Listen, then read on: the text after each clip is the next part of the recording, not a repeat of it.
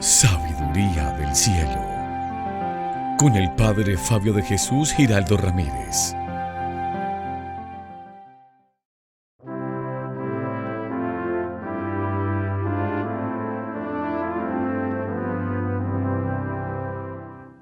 Bienvenidos, queridos amigos, a esta reflexión de la palabra de Dios. Les invito para que meditemos el evangelio de este día, tomado de San Mateo capítulo 10, versículos del 1 al 7. En aquel tiempo, Jesús llamó a sus 12 discípulos y les dio autoridad para expulsar espíritus inmundos y curar toda enfermedad y dolencia. Estos son los nombres de los 12 apóstoles: el primero Simón, el llamado Pedro, y su hermano Andrés; Santiago el Zebedeo y su hermano Juan; Felipe y Bartolomé; Tomás y Mateo el publicano; Santiago el Alfeo y Tadeo; Simón el fanático y Judas Iscariote, el que lo entregó. A estos 12 les envió Jesús con estas instrucciones: no vayáis a tierra de paganos, ni entréis en las ciudades de Samaria, sino id a las ovejas descarriadas de Israel. Id y proclamad que el reino de los cielos está cerca. Palabra del Señor. Gloria a ti, Señor Jesús. Este evangelio nos cuenta los nombres de los apóstoles que el Señor eligió, no solamente para darles autoridad sobre los espíritus inmundos, curando toda enfermedad, sino que son el grupo fundacional de la iglesia. Ellos son la base del cristianismo. Y sus nombres, curiosamente, no nos hablan de personas muy virtuosas o muy santas, ¿no? Nos habla de hombres con sus más y con sus menos. No nos habla de ángeles, sino de hombres que tienen sus propias luchas. Pues bien, la lista es bastante particular. Por ejemplo, Santiago y Juan, hijos de Zebedeo, ambos hermanos, ambos pescadores, ambos de carácter fuerte. Tanto es así que Jesús los llamó los hijos del trueno. Incluso un día ellos se indignaron con un pueblo de Samaria que no quiso hospedar a Jesús. Y era tanta la indignación de estos apóstoles que le dijeron al Señor: Señor, ¿quieres que mandemos caer fuego del cielo para que se consuman? Y dice el evangelio que el Señor los tuvo que reprender. Los hijos del trueno, Santiago y Juan. Luego está Simón Pedro, el mismo que un día le dijo a Jesús: aléjate de mí, que soy un pecador. El mismo que el jueves en la noche, jueves santo, cuando Jesús es arrestado, lo negó 3 veces, diciendo: yo no conozco a ese hombre. Y sin embargo Jesús lo nombra cabeza de la iglesia. Luego tenemos a Mateo, el publicano. ¿Quiénes eran los publicanos? Los publicanos eran israelitas, aunque eran israelitas por sangre, le trabajaban al imperio romano para cobrar los impuestos. Y el negocio era más o menos este: el imperio romano no cobraba directamente los impuestos, puesto que era un oficio detestable, sino que ponía en subasta el cargo de recaudador de impuestos.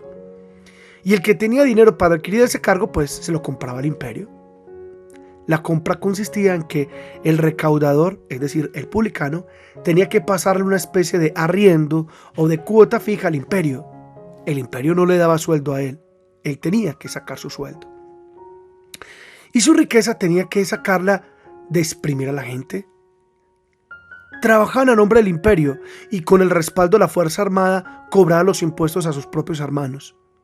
Desde luego, cuanto más hábil, más cruel, más violento, más despectivo fuera con la gente, pues más dinero hacía. Ese era un publicano. Por tanto, era comprensible el odio y el desprecio que le tenía el pueblo judío a los publicanos. Y Mateo era un publicano, es decir, Mateo era un colaboracionista de los romanos del pueblo opresor. Luego está Simón el celote. Los celotes eran un grupo armado que mataba romanos y también mataba a los publicanos, es decir, a los colaboracionistas con Roma. Los celotes portaban dentro de sus mantos un puñal curvo, y ese puñal curvo recibía el nombre de la sica. Por eso los celotes que cargaban ese puñal, la sica, recibían el triste nombre de sicarios. Pues bien, allá tenemos a dos enemigos, Mateo y Simón el Celote. Y sin embargo el Señor los elige para ser parte del grupo fundacional de la iglesia.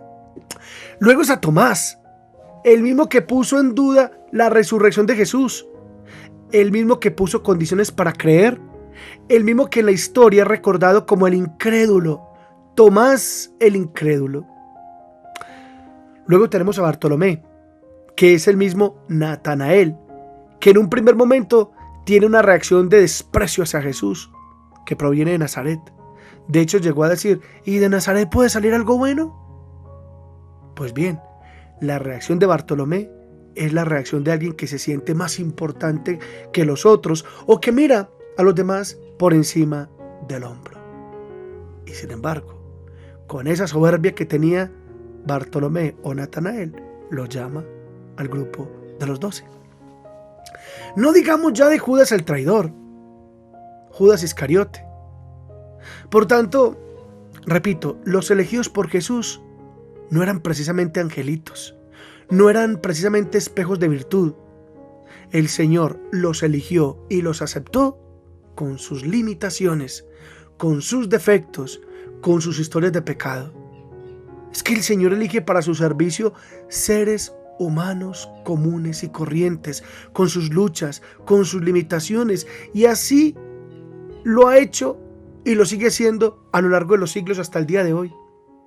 Por ejemplo, el sacerdote es un hombre sacado de en medio de los hombres para el servicio de los hombres.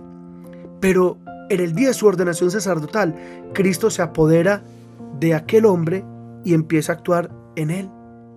Por eso Jesús se encuentra en todos sus sacerdotes, sin ninguna excepción.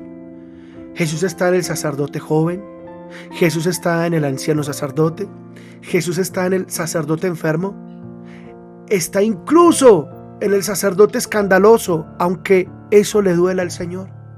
Está en todos, sin ninguna excepción. De allí que cuando tratamos bien a un sacerdote es al mismo Cristo a quien tratamos bien. Y si lo despreciamos es a Cristo a quien despreciamos. Y si lo burlamos y lo maldecimos es a Cristo escondido a quien burlamos y maldecimos. Y si lo abandonamos es a Cristo a quien abandonamos. Mis hermanos, el sacerdote no es Dios, pero hace presente a Dios.